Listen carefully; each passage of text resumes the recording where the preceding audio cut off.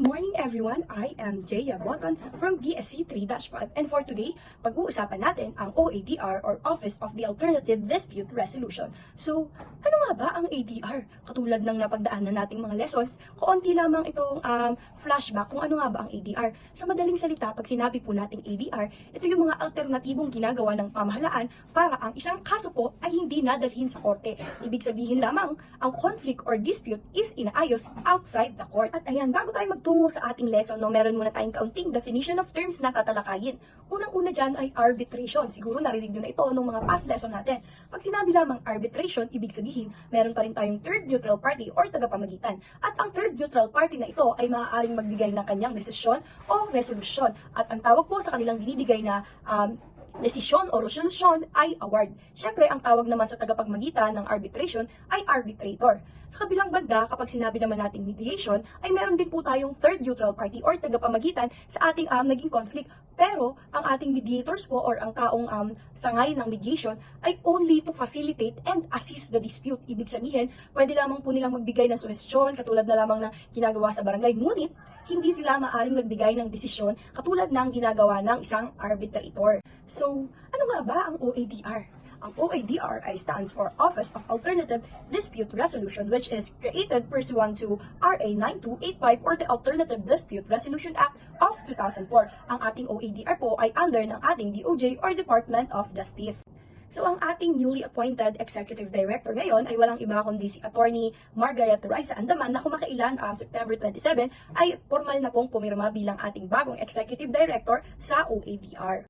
Ngayon ay magtutungo naman tayo kung ano nga ba yung mga powers na merong hinuhold ang ating OADR. Unang-una dyan, to act as an appointing authority of mediators and arbitrators. Ibig sabihin lamang po ay merong kapangyarihan ang OADR na mag-appoint ng isang authority bilang tatayong isang mediator or arbitrators. Pangalawa, meron silang kapangyarihan na mag-conduct ng seminars, symposium, and conference that would promote, develop, and expand the use of ADR. Pangatlo, to establish an ADR library or resource center. Siyempre, kailangan magkaroon din sila ng mga resource center para yung kanilang mga tinitraining or mga arbitrators and mediators natin is merong pagkukunan ng kaalaman. Pang-apat, to establish training programs for ADR providers and practitioners. Siyempre, hindi naman tayo kukuha ng putyo-putyo lang. Ibig sabihin, kailangan din dumaan sa trainings or programs ang ating mga itatalagang ADR providers or practitioners at ito ay isa sa mga powers of the OADR. Panglima, to give and certified to the successfully completed regular professional training na meron silang kapangyarihang bigyan ng certificate for those who completed the programs na ibinigay ng ating OADR. At once na nabigyan ng certificate ang ating practitioners ay maaari na silang i-appoint ng Office of the OADR if ever magkaroon ng disputes or kailanganin ng isang professional practitioner. They also have the power to accept donations, grants, and other assistance from local and foreign sources para magkaroon din sila ng fund para masupport yung kanilang mga trainees, webinars, and conference na binibigay sa ating mga ADR practitioners. And lastly, to exercise such other powers as may be necessary and proper to carry into effect the provisions of the ADR Act. Ibig sabihin kung ano pa yung mga ibang power na nasasaklaw sa kapangyarihan at provisions na meron tayo sa OADR. Ngayon ay magtutungo naman tayo sa functions of the OADR. So we have 6 functions. Unang-una is to promote ADR. They work to encourage more people in organization, both private and public sectors, to use alternative dispute resolutions method, which help solve conflicts without going to court. Katulad ng sinabi ko kanina, ini-aim ng OADR na mabawasan yung mga kaso na meron sa ating korte kung pwede naman siyang isettle na lamang outside the court. Kung iisipin natin, maganda talaga itong ADR na naisip ng ating pamahalaan kasi bukod sa magastos, mabagal ang proseso at matagal sa korte, talaga namang nakaka-waste siya ng pera ng ating gobyerno. Pangalawa, monitor and study ADR. They watch how ADR is used, learn from it, and analyze to help create better rules and policies. Ibig sabihin lamang hindi sila nag-i-stick na ito ADR lang to. Siyempre, gusto nilang magkaroon ng progress, kumbaga ang ating ADR is dynamic. So, ina-analyze pa rin nila kung ano yung mga magandang alisin, ano yung mga magandang idagdag na magbe-benefit yung mga communities as well as yung nakakaranas or dumadaan sa dispute or the ADR. Pangatlo, recommend changes. If they find the laws need to be updated or changed to improve ADR, they suggest these changes to Congress. Yon, katulad ng sinabi ko kanina, if may napansin silang pagbabago, may kailangan baguhin, syempre, nire-raise nila ito sa ating Congress para ang ating ADR ay talaga namang mas maganda kumpara sa ibang sektor na meron tayo. At conduct research, no? They do various studies related to ADR and build connections between different ADR practices and providers. Syempre, hindi naman to nag-i-stop dito lang. Ibig sabihin ng ADR is continuous, no? Naghahanap sila ng other studies, no? Kunwari, for example, sa ibang bansa kasi, merong mga bansa na meron ng ADR, no? Katulad ng meron tayo sa Pilipinas. So, with the help of other country, no? Nakakagather tayo ng evidence kung paano nga ba natin pagagandahin pa yung ADR na meron tayo sa Pilipinas. So, magtutungo naman tayo ngayon sa ating next lesson at ang pinakamahalaga sa topic na ito, which is the divisions of OADR. So, ano nga ba yung bumubuo sa OADR na meron tayo? We have 4. Unang-una dyan, ang secretariat. No? Ang secretariat shall provide necessary support and discharge such other functions and duties as may be directed by the executive director. Kung ano yung ibaba ng ating executive director. So, ang meron ditong task is yung secretariat natin. Pangalawa, public information and promotion. They are charged with the dissemination of information, the promotion of importance, and the public acceptance. Ito yung madalas na nakikita natin sa social media, no? Mga nagpo-post ng mga webinars, ng mga info. So, ito yung sakop to ng public information and promotion. Sumunod naman, ayan, makikita natin dito sa photo. Ito yung katulad ng public information and promotion. Sila yung mga nagpo-post katulad ng sinabi ko kanina. Pangatlo naman nating divisions ng OADR as the training divisions shall be charged with the formulation of effective standards for the training of ADR practitioners. So, sila yung merong authority or kapangyarihan or task, no, na mag-conduct ng mga trainings or programs for sa ating ADR practitioners. Katulad ng sinabi ko kanina, hindi naman maaaring walang training yung ating ADR practitioners kasi humaharap sila sa isang disputes at ang disputes ay isang seryosong bagay. At ang pang-apat nating divisions of OADR is the record and library division. Sila naman yung charged with the establishment and maintenance of central repository of ADR laws, rules and regulation, jurisprudence, books, and article. Ibig sabihin, ito yung mga nasa office. Sila yung mga nagkikip ng mga papel natin, mga rules and regulations, no? Para once na hinanap ng ating executive director or even the secretariat, is mabilis nating mahanap. Yan, so makikita natin sa picture, no? Ito yung ating mga nagkikip ng mga regulations, no? So ayan, makikita natin sa picture.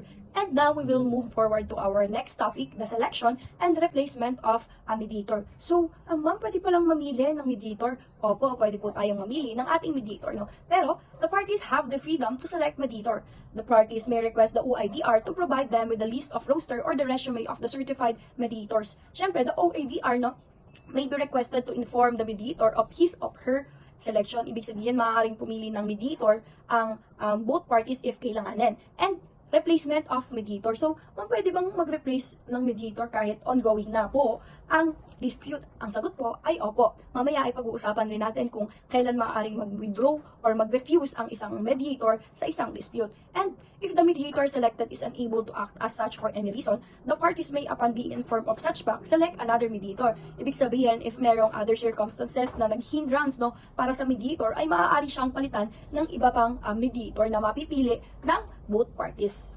Ayan, katulad ng sinasabi ko kanina, ito na yung mga circumstances or reason kung kailan pwedeng mag-withdraw or mag-refuse ang isang mediator. Unang-una dyan, no, if any of the parties request the mediator to withdraw, ibig sabihin na request na mismo ng parties na yung kanilang mediator ay mag-withdraw or iba ang nais nilang maging mediator. Pangalawa, the mediator does not have the qualification, ibig sabihin ang mediator ay walang training, walang experience, no, and hindi niya na-meet yung expectation ng parties, so pwede siyang mag-withdraw or i-refuse ng parties. Pangatlo, where the mediator's impartiality is in question. Ibig sabihin yung mediator ay may kinikilingan, may bias na party. So kapag ganito yung dating, pwede nating i-refuse yung binigay sa ating mediators at palitan. Pang-apat, if the continuation of process would violate any ethical standards. Ibig sabihin, no, kapag yung mediator meron na siyang na-violate na ethical standards, hindi lang sa isang parties, pero both parties, therefore, pwede siyang mag-refuse or i-withdraw bilang isang mediator.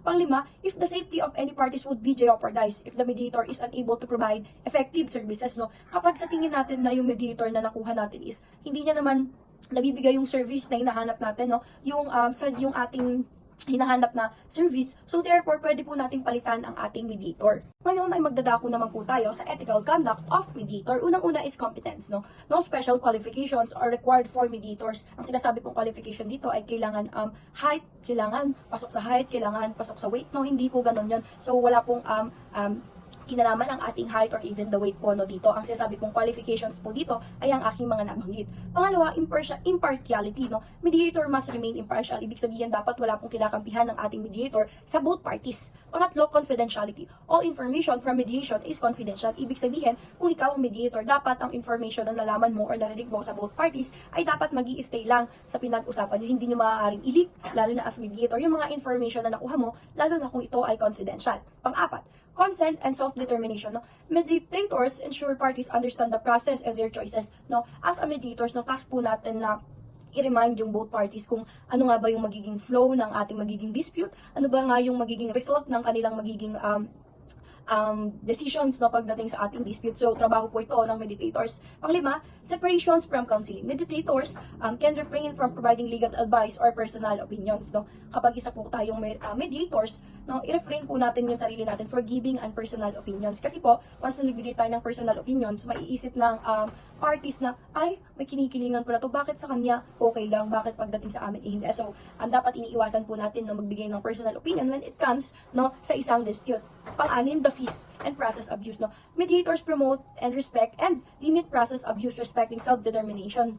Ibig sabihin dito, no, kahit sabihin natin siya ang may kasalanan, siya yung mas mabigat ang naging role sa dispute, no, dapat i-respect pa rin natin sila kasi at the end of the day, sila po ay tao pa rin at lahat naman po tayo ay nagkakaroon ng pagkakamali. Sa fees, mediators must disclose and explain all costs and fees, no? So, as a mediators, trabaho po natin na explain no, sa both parties kung ano nga ba yung magiging breakdown ng magiging cost and fees nila during the disputes. Pero, hindi po pwede na magkaroon po ng miscellaneous fees or other fees yung both parties dahil dito na po papasok yung personal interest ng isang mediators. And next, gifts. Mediators and their families cannot accept gift. No, iniiwasan po natin to bilang isang mediators dahil again, maaari po itong maging conflict of interest at makamasabi ng isang parties na meron pong kinikilingan ang ating mediators. Magtatungo naman po tayo sa place of mediation, number of arbitrators, and the place of arbitration. So, sa place of mediation po, ma'am, pwede po bang hindi kami sa korte magkita? Pwede po bang sa ganitong space na lang or sa ganitong meeting na lang? Yes, pwede po yun. The parties are free to agree on the place of mediation. Failing such agreement, no, the place of mediation shall be any place convenient and appropriate to all parties. Pero, dapat po ang mapipili nating place no, ng ating mediation ay approve at okay sa both parties. Hindi po pwedeng okay yung both parties dito, pero yung kabila naman is hindi. So, dapat both po silang mag-a-agree sa mapag-uusapang place of mediation. Next, the number of arbitrators. The parties are free to determine the number of arbitrators. Failing such determination, the number of arbitrators shall be 3. Ibig sabihin, kung hindi man galing sa both parties na gusto nila ay ganito, required po siya at mandatory na 3 ang ating arbitrators sa isang dispute. Pero pwede pa rin mamili ang ating parties no, kung ilan ang gusto nilang arbitrators. And the place of arbitration. The parties are free to agree on the place of arbitration. Katulad ng nabanggit ko kanina sa place of mediation, pwede rin mamili ang ating parties no, kung saan nila nais gawin ang kanilang pag-settle ng dispute when it comes to arbitration. We have the conclusion. So, the OADR not only help lighten the load of the overwhelmed courts, but also no, provides individuals and families no, with an opportunity to have their voice heard and their needs addressed in more personal environment. Ibig sabihin po, no, nakakatulong din itong OADR, no, lalo na sa ating mga nakararanas ng dispute, no, na ma-feel nila na yung kanilang bosses will be heard and valued. Siyempre, nakakatulong din ito sa court, most especially sa court talaga to, no? Dahil yung mga workload nila or mga cases nila talaga is nababawasan, no? With the help, no, ng ating ADR and the OADR.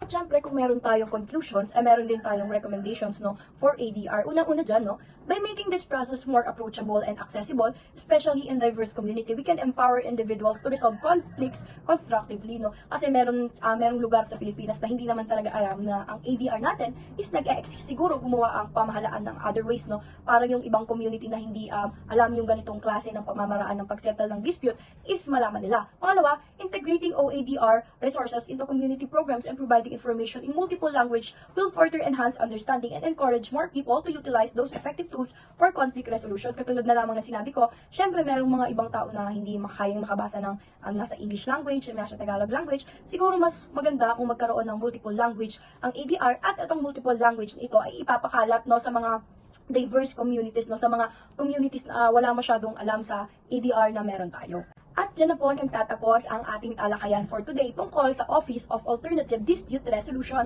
Naway meron po kayong napulot na aral o ulat for Office of Alternative Dispute Resolution. Thank you po.